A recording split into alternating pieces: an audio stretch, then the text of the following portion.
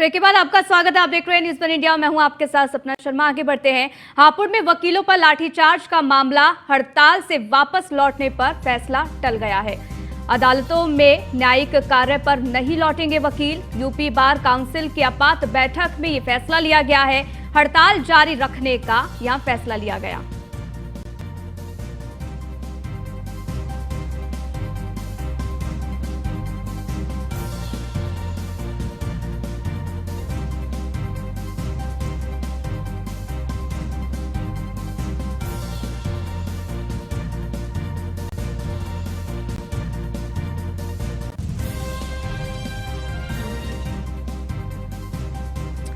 दिल्ली से खबर है, जहां एमपी चुनाव की तैयारी अब और भी ज्यादा तेज हो गई है। आपको बता दें कि बीजेपी उम्मीदवारों की दूसरी लिस्ट जल्द जारी कर सकती है, ये जानकारी है।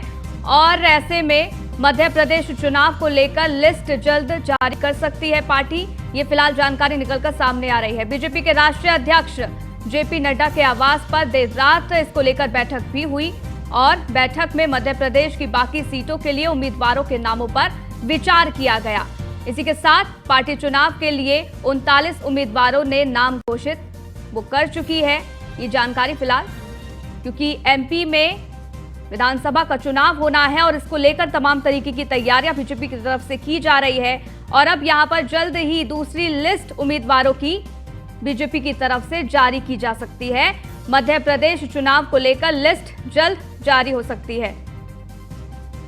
वहीं एमपी चुनाव की तैयारी तेज हो गई है। बीजेपी उम्मीदवारों की दूसरी लिस्ट जल्द जारी कर सकती है बीजेपी, ये जानकारी है। मध्य प्रदेश चुनाव को लेकर लिस्ट जल्द जारी हो सकती है। बीजेपी के राष्ट्रीय अध्यक्ष जेपी नड्डा के आवास पर देर रात बैठक भी हुई थी। बैठक में मध्य प्रदेश की बाकी सीटों के लिए उम्मीदवारों के नाम पर विचार हुआ था। पार्टी चुनाव के लिए 39 उम्मीदवारों ने नाम घोषित कर यहां पर बीजेपी पहले से ही चुकी है। तो पार्टी चुनाव के लिए 39 उम्मीदवारों के नाम पहले से ही घोषित किए जा चुके हैं। अब दूसरी लिस्ट ऐसे में सामने आ सकती है, ये जानकारी फिलहाल निकलकर सामने आ रही है। इसके लिए मंथन भी हुआ, जेपी नड्डा के आवास पर मंथन किया गया, ये जानकारी है। हालांकि पहली लिस्ट की बात की जाए तो 39 उम्मीदवारों ने के जो नाम हैं वो घोषित कर चुकी है बीजेपी पहले ही। अब एमपी चुनाव को लेकर तैयारियां यहां पर बीजेपी की तरफ से और भी ज्यादा तेज हो गई है। बीजेपी उम्मीदवारों की दूसरी लिस्ट यहां पर जारी कर सकती है पार्टी, ये जानकारी है। पीयूष तिवारी फोन लाइन पर हमारे संवाददाता जुड़ गए, ज्यादा जानकारी उनसे लेते हैं। पीयूष, मध्य प्रदेश चुनाव को लेकर अब तमाम तरीके की तैयारियां, कब तक जानकारी मिल रही है कि दूसरी लिस्ट जारी हो सकती है बीजेपी की?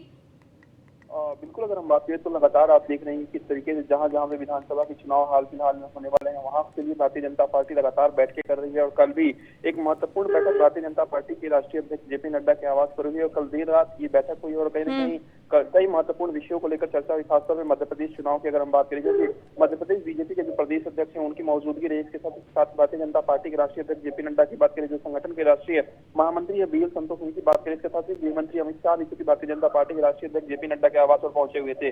सभी की एक साथ बैठक हुई है और कहीं न कहीं मध्य प्रदेश में जो सीटें बाकी हैं, यानी कि पिछली बार आपने देखा कि कुछ दिनों पहले बीजेपी ने मध्य प्रदेश विधानसभा चुनाव के लिए 29 उम्मीदवारों के नाम भी घोषित कर दिए हैं। यानी कि अब जो सीटें बची हुई हैं उनके उम्मीदवारों के नाम पर कहीं न कहीं चर्चा हुई है और ये भी बताया जा रहा है कि ज्यादातर जो नाम है वो कहीं न कहीं फाइनल कर दिए गए हैं और कहीं न कहीं आधिकारिक ऐलान का इंतजार है। और जल्द ही भारतीय जनता पार्टी दूसरी लिस्ट भी बीजेपी उम्मीदवारों मध्य प्रदेश चुनाव की अगर हम बात करें उसके लिए जारी कर सकती है लिस्ट।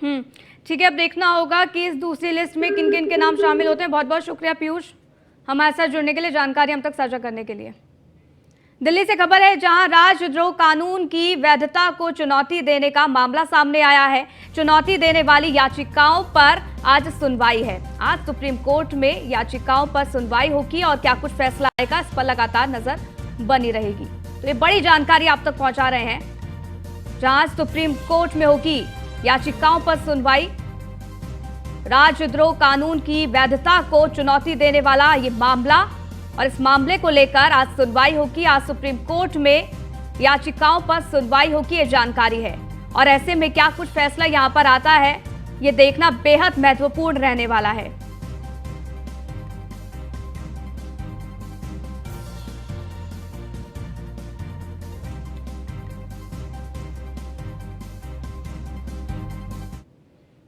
वहीं बिहार के मुख्यमंत्री नीतीश कुमार आज 4 देश रत्न मार्ग स्थित मुख्यमंत्री सचिवालय परिसर में आयोजित जनता दरबार कार्यक्रम में शामिल हुए।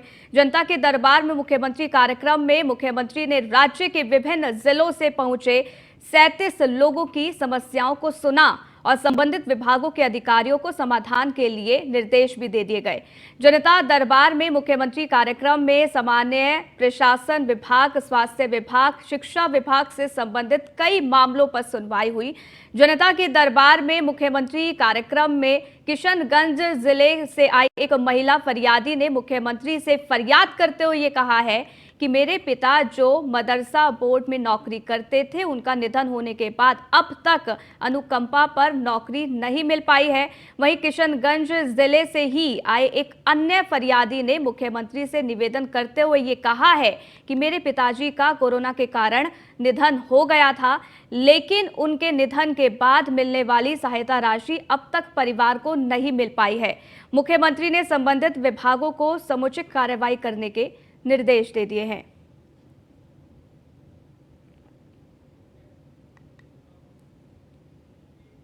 वहीं एशिया कप में भारत की शानदार जीत पर राजस्थान के मुख्यमंत्री अशोक गहलोत ने ट्वीट कर खिलाड़ियों को जीत की बधाई दी है। उन्होंने ट्वीट कर लिखा है कि सबसे विराट विजय विराट कोहली और केएल राहुल की शानदार बल्लेबाजी के साथ कुलदीप यादव की उम्दा गेंदबाजी से टीम इंडिया को मिली पाकिस्तान पर सबसे बड़ी जीत की हार्दिक बधाई। भारतीय क्रिकेट टीम के इस शानदार प्रदर्शन से पूरे देश में नई तरंग और उमंग का संचार कर दिया है। शानदार, जबरदस्त, जिंदाबाद।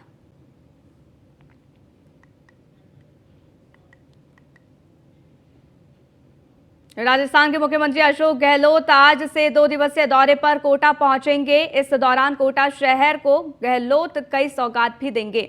वहीं मुख्यमंत्री मंगलवार को चंबल रिवर फ्रंट और बुधवार को garden of Joy city park का लोकार्पण भी करेंगे। चंबल रिवर फ्रंट भारत में विकसित प्रथम हेरिटेज रिवर फ्रंट है, जिससे कोटा में देश विदेशी पर्यटकों का आवागमन बढ़ेगा। वहीं कोटा शहर में कोटा बैराज से नयापुरा पुलिया तक 2.75 किलोमीटर की लंबाई में चंबल नदी के दोनों तटों पर 1400 करोड़ की लागत से चंबल रिवर फ्रंट विकसित किया गया है। इसके बनने से चंबल नदी के किनारे बसी सभी बस्तियां बाढ़ से मुक्त हो चुकी हैं। रिवर फ्रंट के दोनों तटों पर 27 घाटों का निर्माण किया गया है। मुख्यमंत्री मंगलवार को देश के पहले हेरिटेज रिवर फ्रंट का लोकार्पण करेंगे।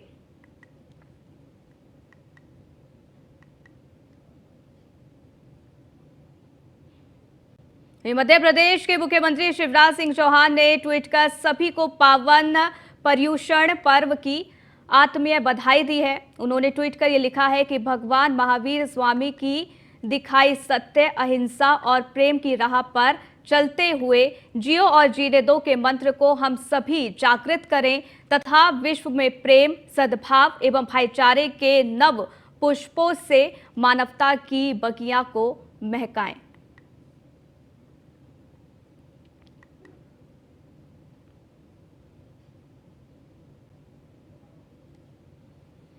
छत्तीसगढ़ के दंतेवाड़ा दिखाएंगे। 10 दिन में अमित शाह का यह दूसरा छत्तीसगढ़ का दौरा है। इससे पहले वे 2 सितंबर को रायपुर पहुंचे थे।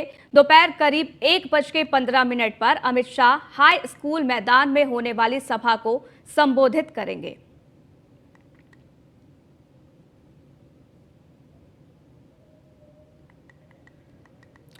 तो यहां पर आपको बता दें कि शाह का 10 दिन का ये दौरा और ऐसे में बीजेपी की परिवर्तन यात्रा को यहां पर हरी झंडी दिखाई जाएगी और लगातार ये जानकारी आप तक पहुंचा रहे हैं। 10 दिन में दूसरा ये छत्तीसगढ़ का दौरा है, माफ कीजिएगा। और आपको बता दें कि बीजेपी की परिवर्तन यात्रा को यहां हरी झंडी अमित शाह के द्वारा दिखाई जाएगी। हालांकि इस दौरान उनका संबोधन होगा। संबोधन के दौरान अमित शाह के द्वारा क्या कुछ कहा जाता है, इस पर लगातार नजर बनी रहेगी।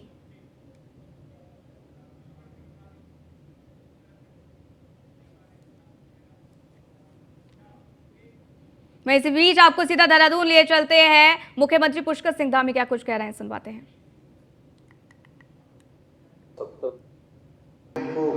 सरलीकरण की प्रक्रिया को हमने बढ़ाया तो है, अभी और व्यावहारिकता से हम इसको लागू करें, उसको लेकर बहुत सारे हमने प्रावधान किए हैं। 27 प्रकार की नई प्रकार की उद्योग में अन्य सेक्टर में हम 27 हम नए नीतियों को लेकर आए हैं, जिनसे कि इसका सरलीकरण है। लेकिन अभी भी कहीं व्यवहारिक दिक्कत आ रही है तो आप सब लोग उसमें दे सकते हैं, और हम भी कई बार महसूस करते हैं कि उसमें हमें और काम करना है। लेकिन मैं आपको बताऊं कि इन्वेस्टर समिट को जब से हमने शुरू करने का ये काम किया था, 17 अगस्त को पहली बैठक हमने यहाँ की थी, 21 अगस्त को दिल्ली में की थी, उसके बाद हमने यहाँ पर लोगो और वेबसाइट लॉन्च की थी, और चौथा आज आप लोगों के बीच में ये आना हो रहा है। तो 4 महत्वपूर्ण बैठकों में से एक महत्वपूर्ण, सबसे महत्वपूर्ण बैठक मैं कहूँगा वो आप लोगों के बीच में भी यहाँ हो रही है। उत्तराखंड के इतने सारे लोग एक साथ आज यहाँ पर आए हैं, तो मैं आपको एक कहना चाहता हूँ कि जितनी बैठकों में भी हमने प्रतिभाग किया है, लोगों से बात की है, सभी के बहुत शानदार सुझाव आए हैं और बड़ा उत्साह लोगों ने दिखाया है। अभी कई अलग अलग सुझाव आए, जैसे दीपक बाली जी ने कहा कि उसको, आशीष जी ने भी उसको जोड़ा कि लैंड एक्वायर करने के बाद दे दिया जाए। ऐसे बहुत सारे सुझाव हैं, क्योंकि उन सुझावों के लिए अभी काम करने के लिए एकदम से कोई धरातल पर नहीं लाया जा सकता, लेकिन उसको भविष्य के लिए हम निश्चित रूप से अपनी जो कार्य योजना है उसमें डालेंगे। और बहुत सारे काम ऐसे हैं जो आप लोग सुझाव देंगे, कुछ को तो हम तत्कालिक रूप से कर सकते हैं, कुछ को थोड़ा कुछ अल्पकालिक होते हैं, उसको तत्काल हो सकता है, और कुछ दीर्घकालिक होते हैं जो लंबे समय के लिए थोड़ा पॉलिसी बनानी होती है, उसमें विचार करना पड़ता है, और विचार करने के बाद सबकी राय से जो है उस पर आगे बढ़ना। तो सीएम पुष्कर सिंह धामी को आप सुन रहे थे। इसी बीच रुकते एक छोटे से ब्रेक के लिए, जल्द हाजिर होते हैं। देखते रहिए न्यूज़ 1 इंडिया।